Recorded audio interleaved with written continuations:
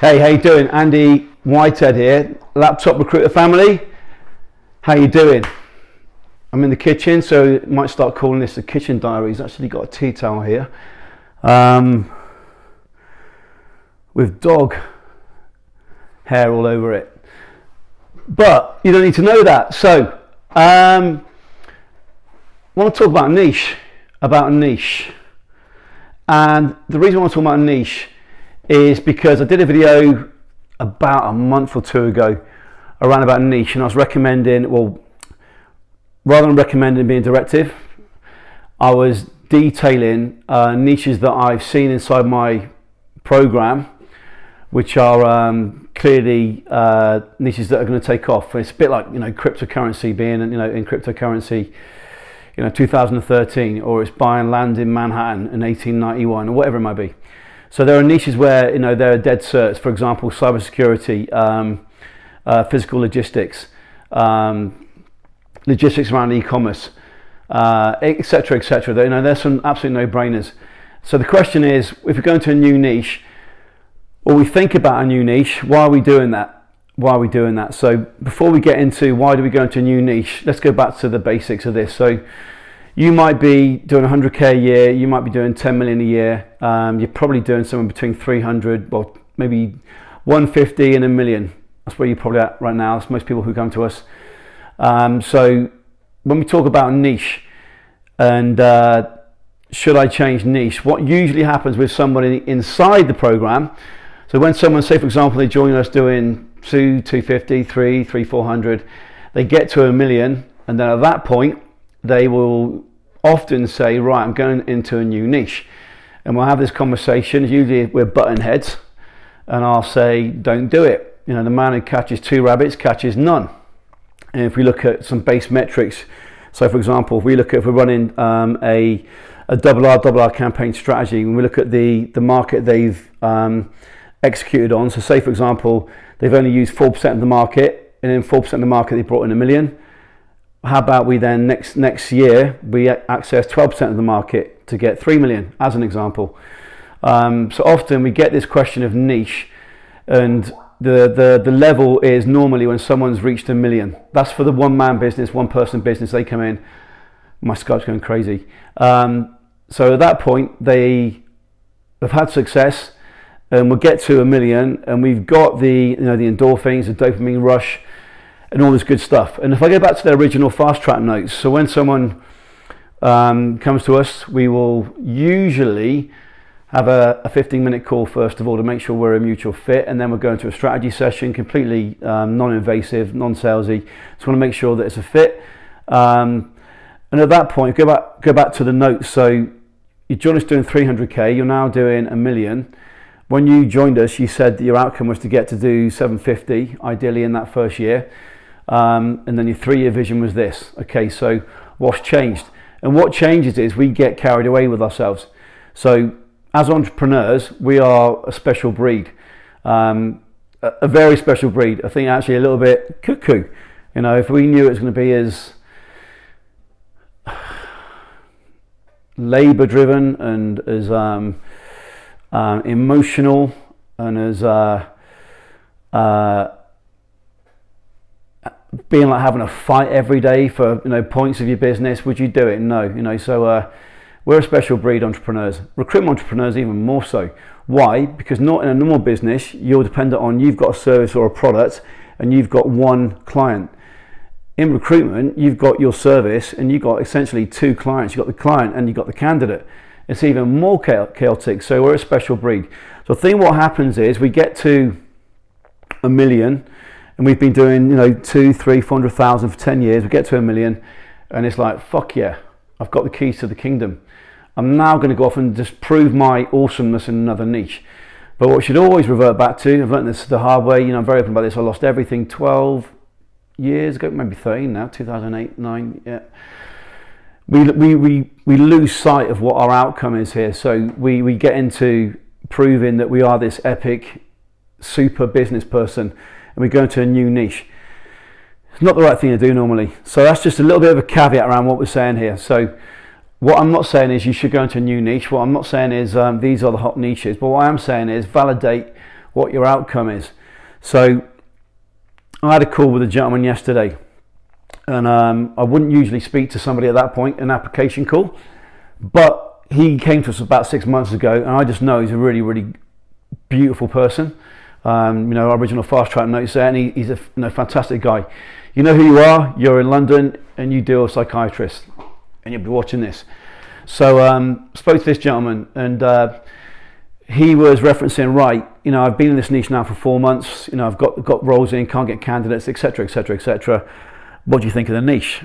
I said, okay, well, we've done no audit, I don't know any metrics. However, this niche, which was psychiatrists, so let's look at the base principles here.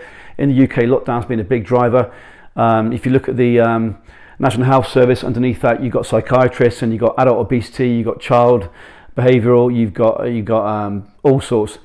So is that going to be a niche? Well, if I'm looking at the basic economics, yeah, it's going to be a good niche. Then they had a secondary niche, which was around medical cannabis. Is that a good niche? Well, again, basing this off just me knowing the industries, or around the world, etc., I'd say probably yeah, it's going to be a good niche. However, we've done no research here. What was more important was, will psychiatry and medical cannabis fit under the same hood? So while I was chatting to this gentleman, I was taking notes, and I took down notes, and then I was listening to him, and I actually specced out an umbrella of his market. And actually his market is mental health, NHL's mental health delivery in the UK. That's his market, and underneath that you've got sub niches. One of them is going to be psychiatry. That breaks down probably into about 5 to 10 other sub areas, delivery of what service to what person. Medical cannabis, will fit into another side of it. So yeah, great niche. However, very quickly you can spec that out. It becomes a very big niche. We've got a member right now inside our mastermind program, and she deals with the NHS, and there's two sides to her business, and she's joined us doing over $1 million with a team, a smallish team, but doing over $1 million. And when she went through and looked at her market, it's like, shit, I've only got 3% of the candidates in our database, in our ecosystem, the base stuff, I consider anyway. These are day one at school, things. But she came in and she's done over $1 million in spite of what she's done so far. So when she can start to actually build up this mechanism to have basically candidates on tap, she's got a continual flow. And the thing is, right now with this market, they don't even need the best 5% of the candidates, they just need candidates. So if you can get a candidate, they're going out the door straight away. Then on the flip side, we've got members who are dealing with blockchain, or dealing with veterinary space, but high-end stuff, because that breaks down to another dozen sub-niches. They need the best of the best of the best. So when we talk about niche, there are so many different variables. So there isn't one answer, and I'm just saying this because I did this video around niche a few weeks ago, a month or two ago, and I said these are some niches I've seen take off. We've had members switch from oil and gas into and it won't actually say a niche, but into niches right now, which are very clearly going to take off. So bring this full circle. Niche. Should I be changing niche? The gentleman I spoke to, the lovely guy who's in psychiatry space, while we had the conversation, he said about his son deals in cryptocurrency, and that will be an upcoming niche. Should he look at that in the short term? So we're changing operational focus straight away. So here's the thing. Pretty much everyone watching this right now, all of you, I could go into your niche, build a website, and the website is going to be version 1.0, so without all the automation, pretty simple stuff. Entry, location, role, build a LinkedIn profile based on the templates that it converts, build a data set of 5, 6, 7,000 clients, 20,000 candidates, automate it so I'm getting inbound responses from those cold straight away. I can build a client attainment system, which is essentially a tool that overcomes all the objections of, we've got other recruitment businesses, we've got a preferred suppliers list, we've got internal recruitment, we do it ourselves. So you only speak to those who are pre-qualified, they are hiring, and they have been through your client attainment system, so you don't get on the call with objections. I could do all that within 30 days from a standing start, and I don't need to know everything about your niche. I'll run avatar interviews probably to 10 to 20 clients, so I know what the niche is, and I know what the key drivers are for them, and I'll probably use that as an excuse to interview them for a podcast or something. So within 30 days I can go into a brand new niche, know nothing about it, zero, and I can be more advanced than most companies around the globe. So what's the lesson here? The lesson is, don't think changing niche is your savior,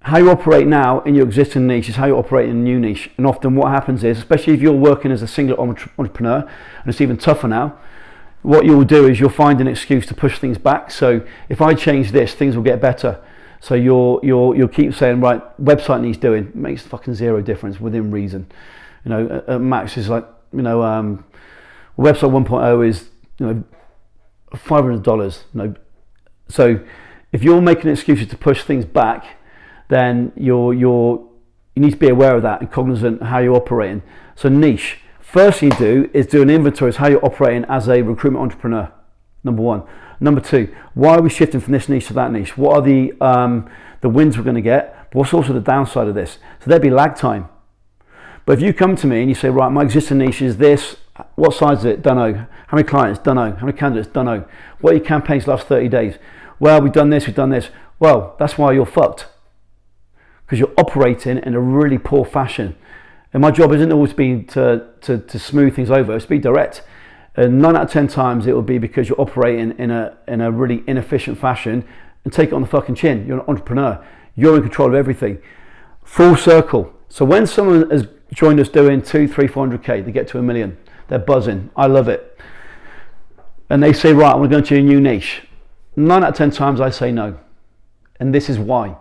Because your life can be a lot easier if you do less and you get things right operationally. That does include automation, but also includes higher fees. It does include VAs. It does include commission on your recruiters. If you're a bigger business, like you've got 20 desks, etc., it means getting this process converted on one desk. But you know, the example I've used with the extreme over and over again, business of 35 people went down to 7 people, 7 branches down to 2. So niche is not your get out plan. It's not get out of jail monopoly. So with that said, let me know your thoughts on niche, or what you're thinking of doing, or what your niche is.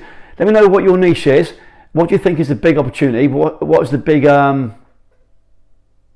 concern? Let me jump in. With that said, see you in the group.